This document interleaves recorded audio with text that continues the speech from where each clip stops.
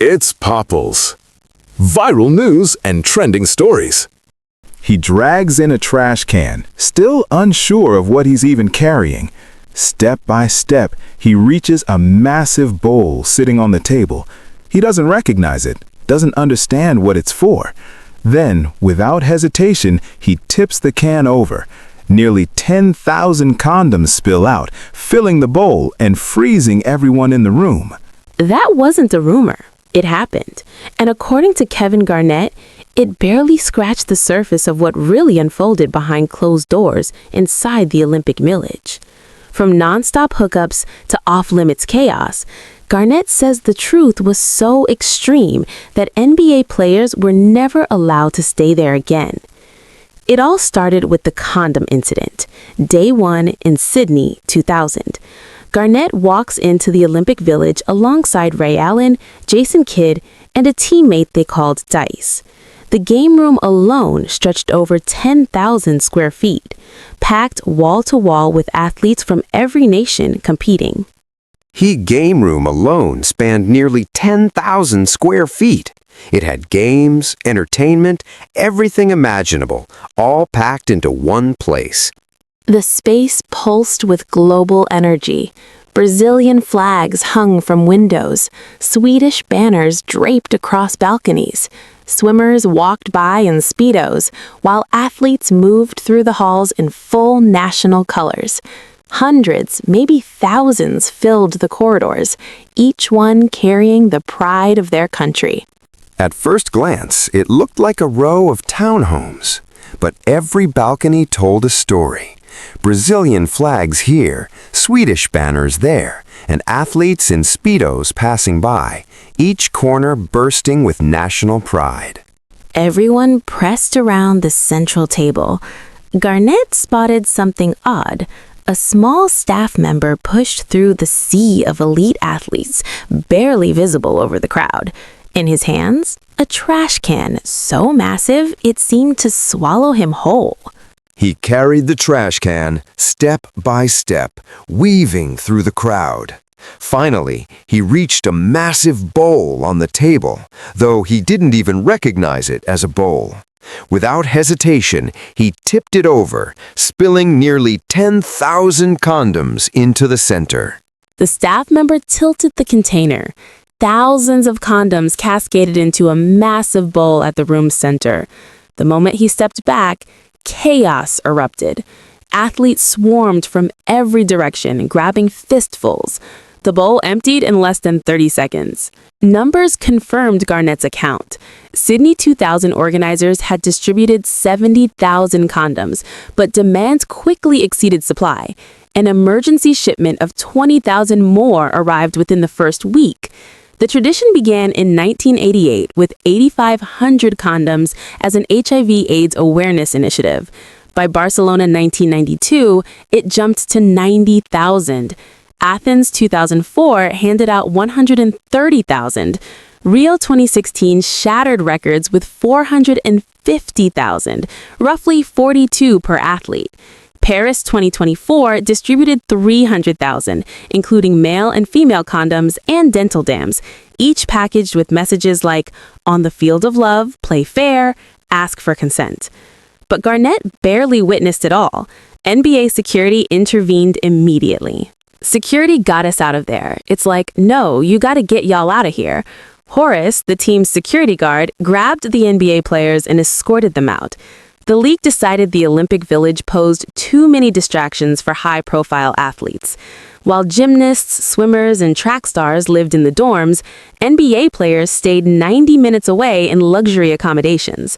Since the 1992 Dream Team, USA basketball teams have stayed in hotels, reasons including security for global celebrities, comfort for multimillionaires, oversized beds for 7-foot athletes, restricted family access, and maintaining focus without social distractions.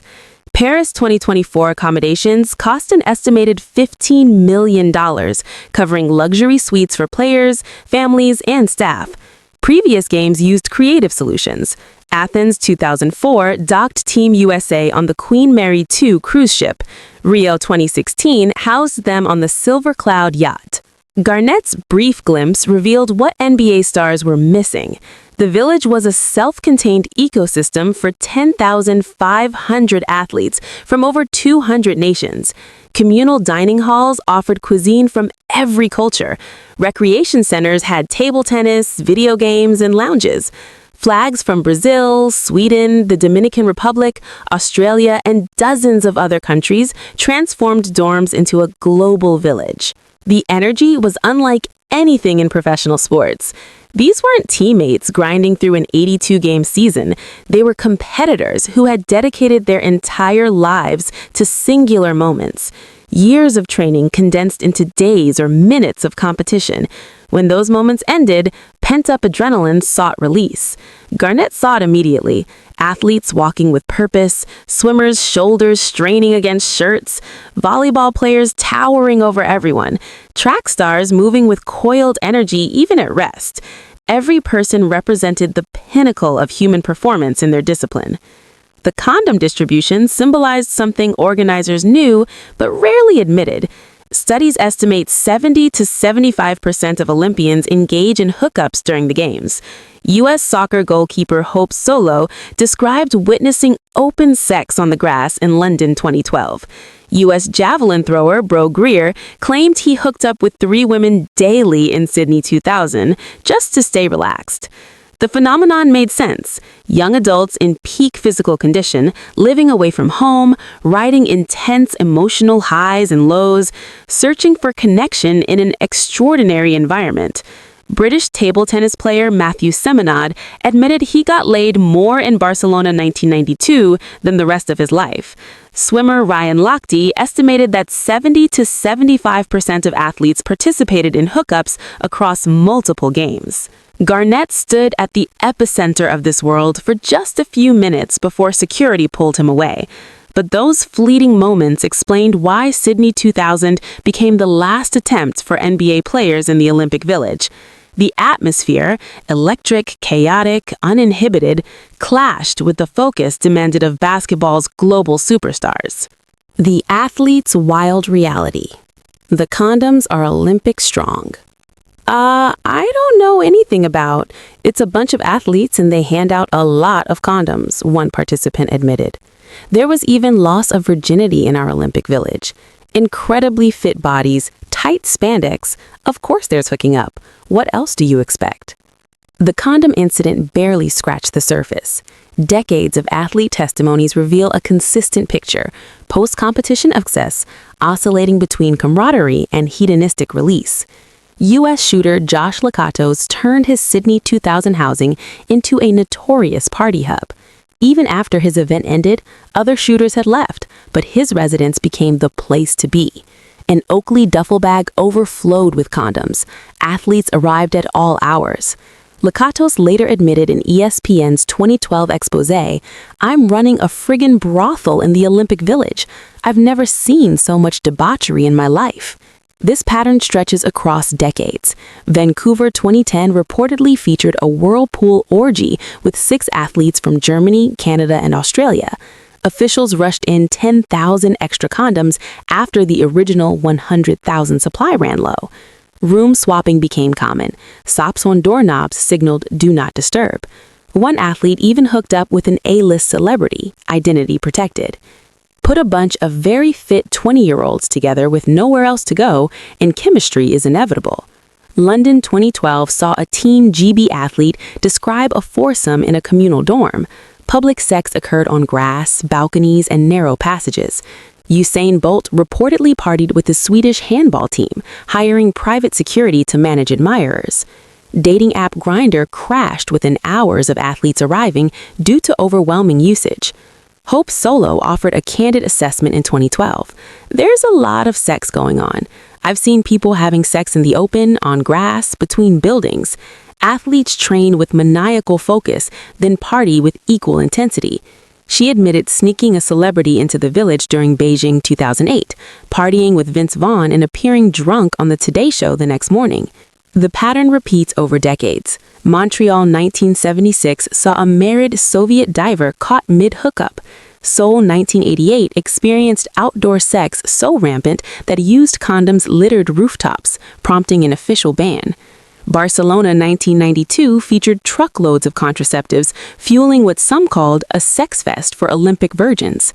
By Beijing 2008, the village earned the label More Sex Than Woodstock. Athletes reported heightened libidos after competition. Post-event release became an accepted aspect of Olympic culture. Rio 2016 broke all records. Bowls of 450,000 condoms vanished nightly. One anonymous Olympian recalled a teammate waking nude, save for a strategically placed baguette, after a night with hockey players. The Olympic Village operated as a hotbed of pent-up hormones, where scandals rivaled even London's intensity. Tokyo 2020, held in 2021, tried to impose restrictions, intimacy bans, social distancing, and the infamous cardboard beds rumored to collapse under multiple occupants.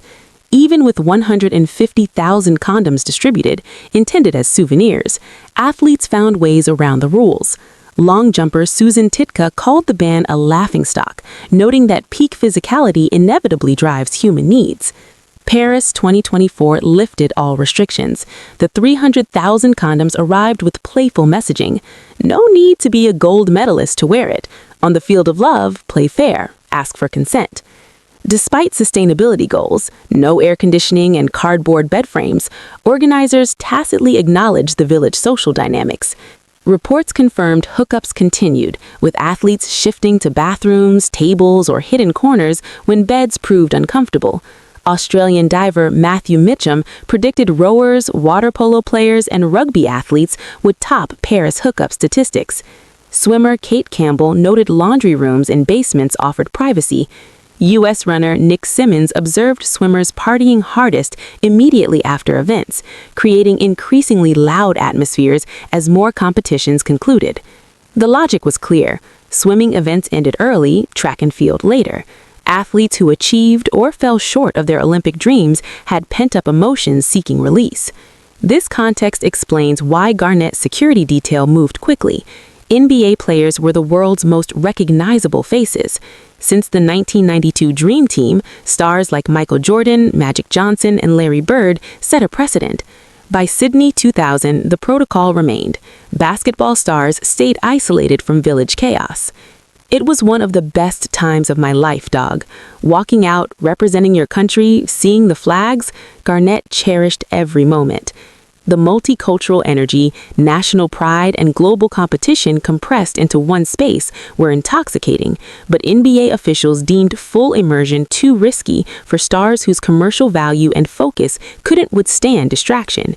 Online forums overflow with anonymous accounts echoing official testimonies. 6 gymnasts attending a track athlete, hot tub orgies, open sex on lawns at dawn, rooms transformed into party zones after early eliminations. Some claim much of it is exaggeration, athletes grabbing Olympic-branded condoms as souvenirs or jokes. Others insist the village is an all-you-can-eat buffet of peak-condition humans releasing years of pent-up energy. The truth likely sits somewhere in between. Not every athlete participates. Many maintain focus until competition ends, but enough do that organizers continue distributing hundreds of thousands of condoms, acknowledging reality even while emphasizing health awareness.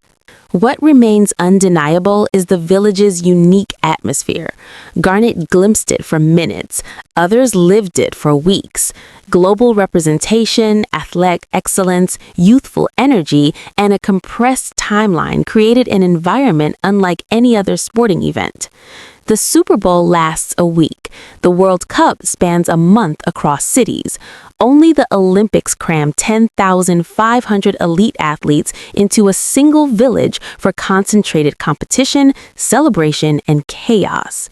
The opening ceremony energy, electric, intoxicating, unforgettable, sets the stage for everything that follows.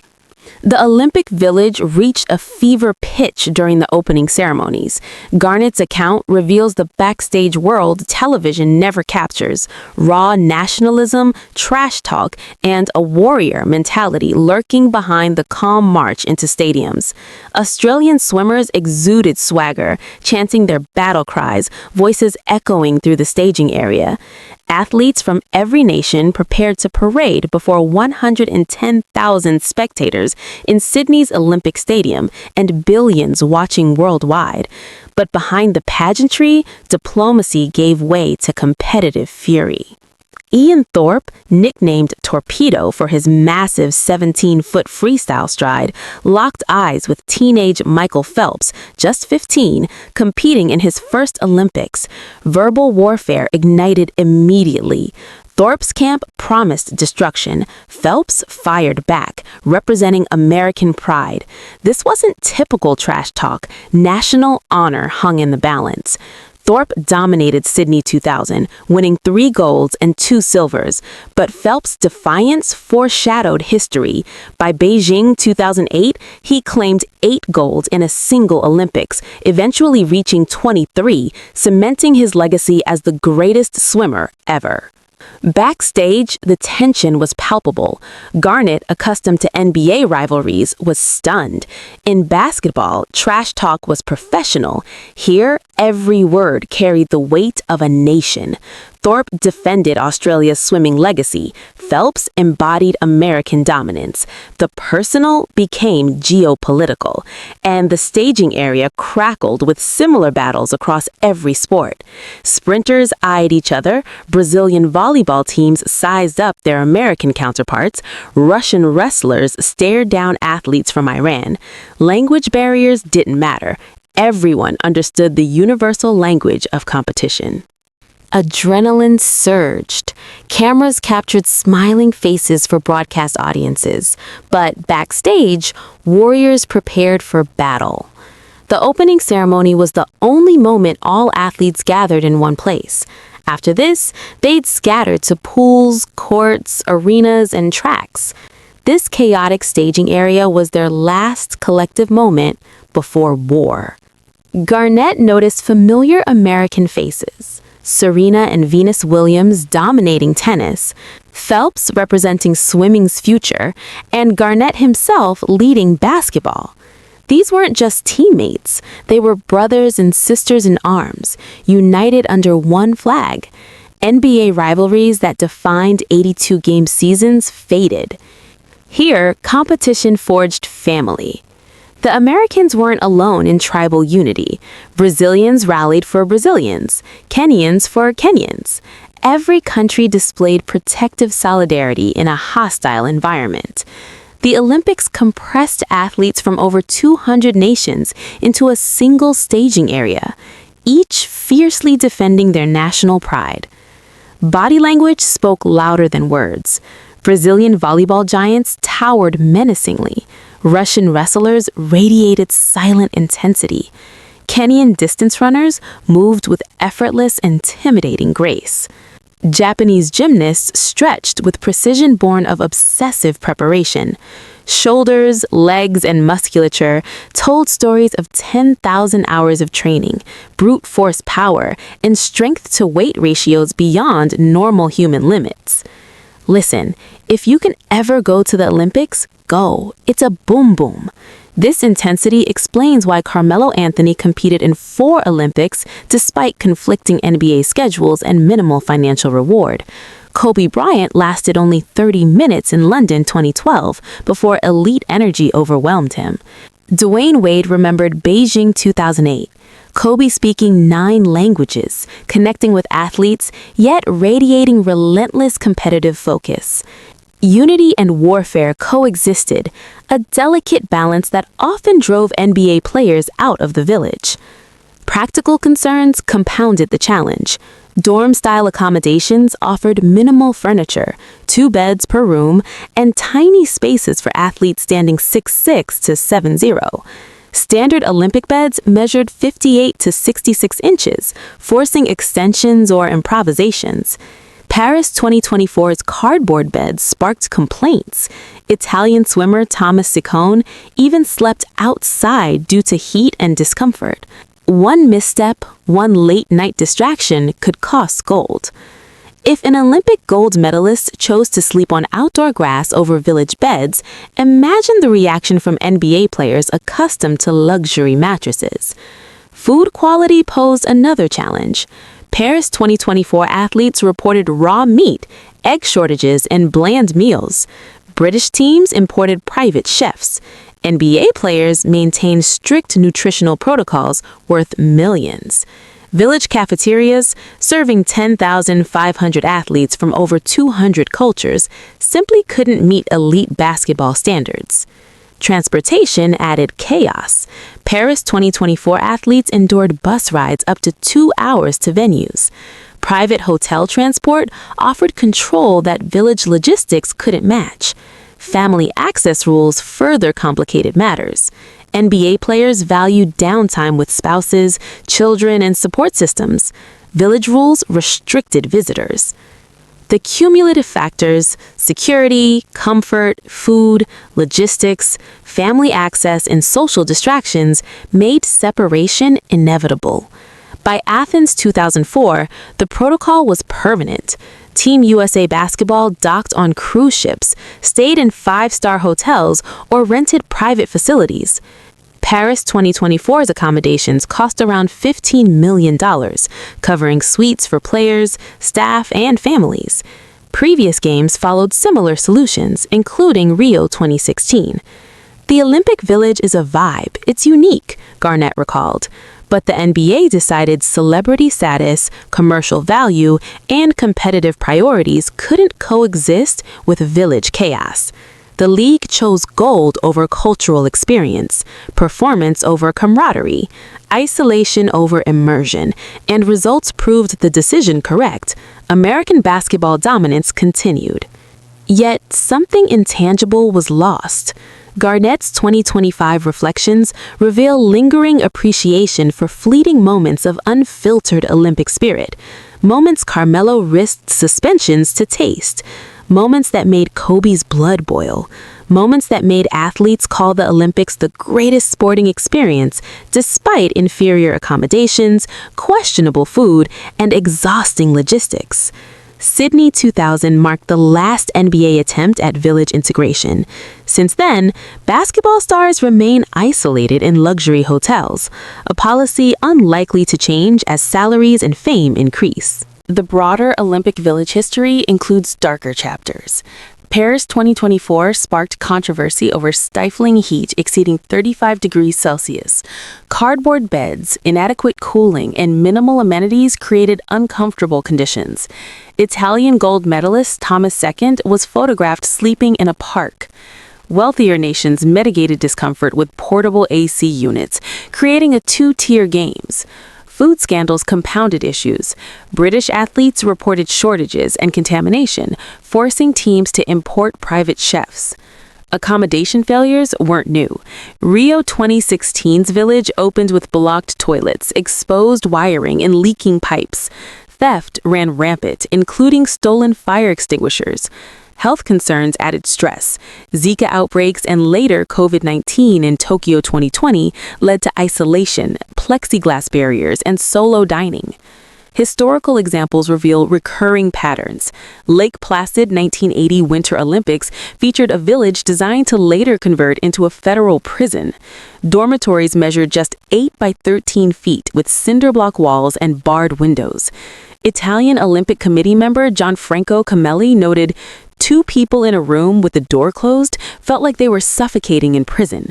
Months later, the site reopened as a federal facility, requiring minimal modifications.